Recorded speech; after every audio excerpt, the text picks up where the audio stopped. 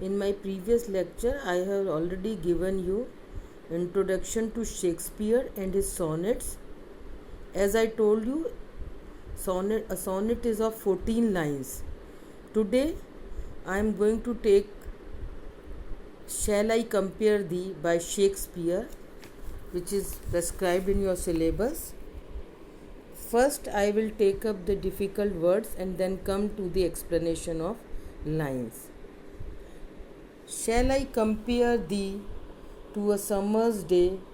Thou art more lovely and more temperate. Now,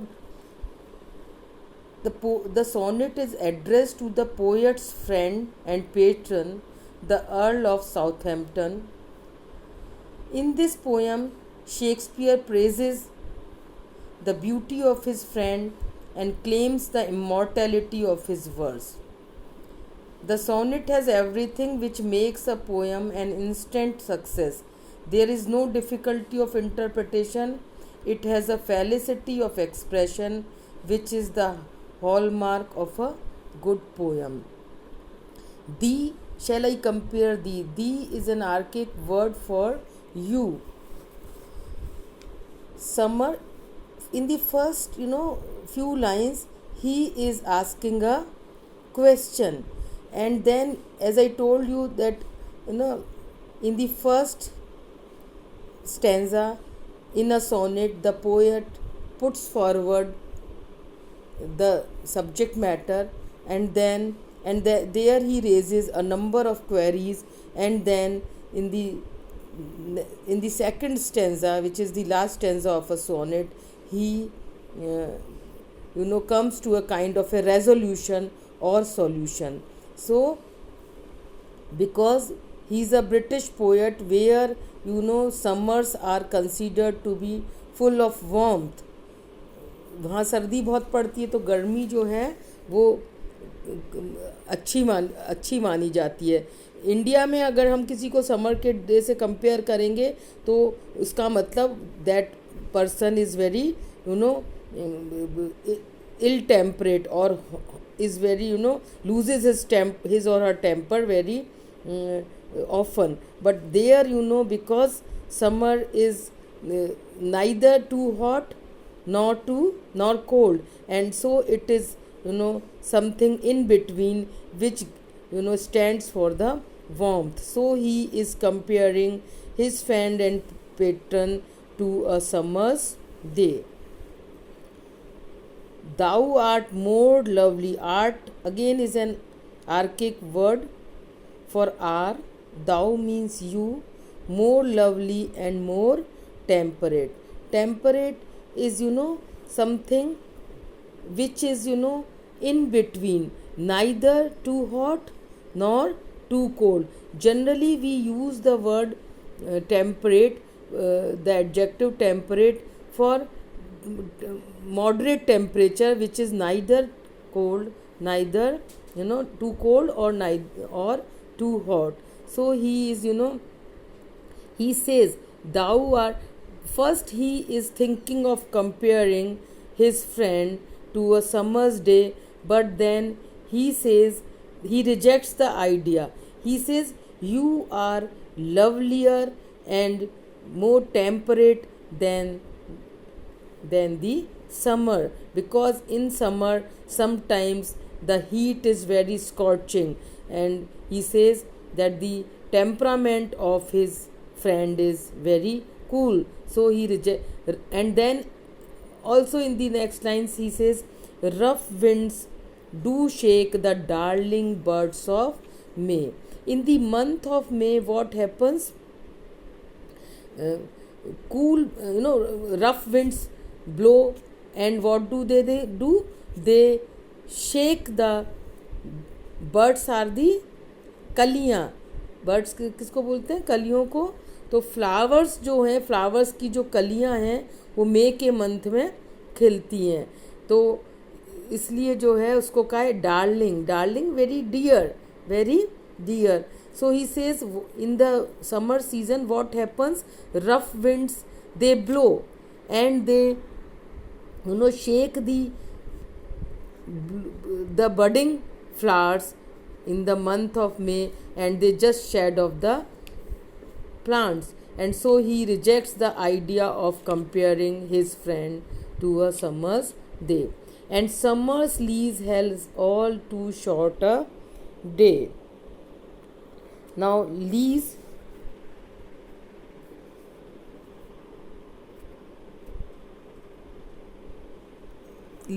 is a short period which is granted to any. This is generally used in the in terms of a contract where there is a contract between the tenant and the owner, where the owner grants a short time to stay in the house, and then the tenant has either to vacate the house, or he has to extend the period. So he says summer's lease has all too short a date. He says even the summer season, it is then followed by autumn. So summer season has got just a short span of time, and then the autumn season comes. And he says his friend is immortal, so he cannot compare his friend to a summer's day. And also he says summer sometimes too hot, the eye of heaven shine.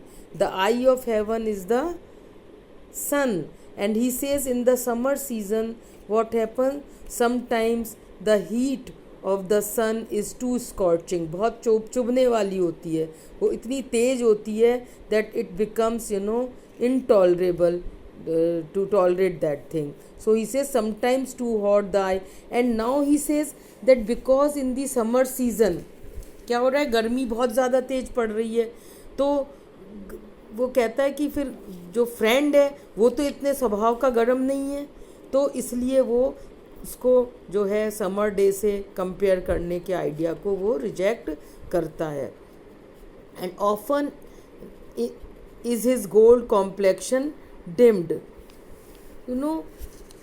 there is an aura of gold around the sun, that you all know. So he says dimmed means dhundla, eclipsed. Decline, to depart. Fair, beautiful. Nature's changing course. It is a natural cycle. That seasons keep on changing. So this is the law of nature, in the process of change brought by the laws of nature. Untrimmed is जैसे आपके बाल हैं, आपने trimming नहीं करी है, तो वो कैसे हो जाते हैं, अस्त व्यस्त, कहीं से बड़े कहीं से छोटे. सो यार it means disordered. Lose possession to be deprived of, किसी चीज़ से आपका हक ख़त्म हो जाना. So he says during summer the sun sometimes is extremely hot and disturbing. It is often covered with black clouds. There are no such things in his friend's beauty. There are no dark clouds around his friend. He is very good by temperament and he has no darkness about him. So he says he is a pleasure giving person, and it is always everything beautiful in this world, he says, loses its charm by accident or in the course of time.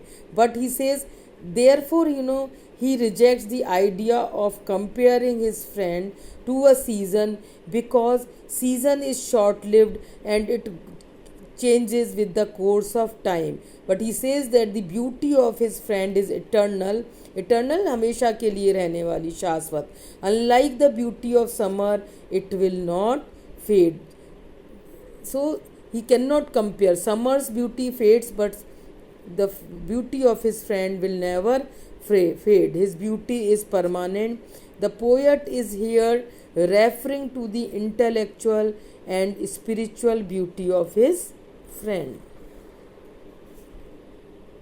Nor shall death nor shall death,